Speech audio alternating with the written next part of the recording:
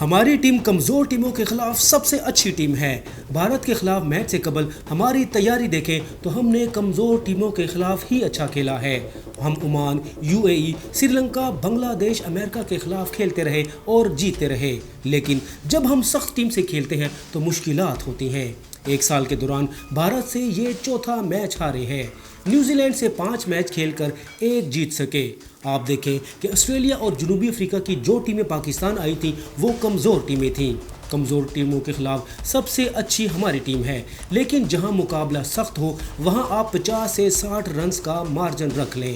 ہماری ٹیم میں بہت سارے آل راؤنڈر ہیں، لیکن نہ تو وہ بولنگ کر رہے ہیں اور نہ ہی اچھی بیٹنگ کر رہے ہیں۔ بھارت کے ہاتھوں شکست کے بعد فینز اور سابق کرکٹرز کی جانب سے قومی ٹیم کو شدید تنقید کا نشانہ بنایا جا رہا ہے۔ قومی ٹیم کے سابق کپتان شاہد افریدی بھی پاکستان کی بھارت کے ہاتھوں یک طرفہ شکست پر برہم ہو گئے ہیں۔ شاہد افریدی نے کہا ہے کہ بھارت کے خلاف میچ میں ہم نے بہت غلطیاں کی۔ بھارت جیت کا حقدار تھا۔ کپتان سلمان علی آغا کے فیصلے بالکل سمجھ نہیں آئے۔ ہمارا جو ٹرمپ کارڈ تھا عثمان طارق، اسے 10 اوورز تک کیوں چھپائے رکھا۔ انہوں نے شاہین افریدی پر بھی تنقید کرتے ہوئے کہا کہ شاہین نے بھی اچھی بولنگ نہیں کی۔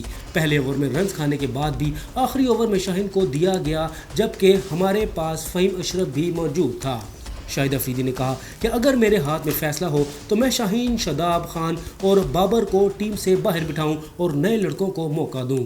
سابق کپتان نے کہا کہ سینئر پلیئرز کب سے کھیلتے آ رہے ہیں، جہاں ہماری امید ہوتی ہے کہ یہ بڑی ٹیموں کے خلاف اچھی کارکردگی دکھائیں، ان سے پرفارمنس نہیں ہوتی، اس لیے نمیبیا کے خلاف اگلے میچ میں نئے لڑکوں کو چانس دینا چاہیے۔ اور ساتھ ہی سابق کپتان محمد یوسف نے کہا ہے کہ شاہین افریدی، بابر اعظم اور شاداب خان کا وقت گزر چکا ہے۔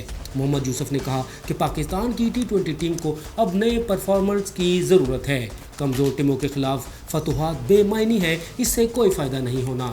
دوسری جانب وائٹ بال فارمیٹ میں قومی ٹیم نے روایتی حریف سے 16 میں سے 13 میچ ہارے ہیں، جس پر عوام مایوس ہے اور سوالات اٹھنے لگے ہیں کہ ہمارا کرکٹ سسٹم کب ٹھیک ہوگا۔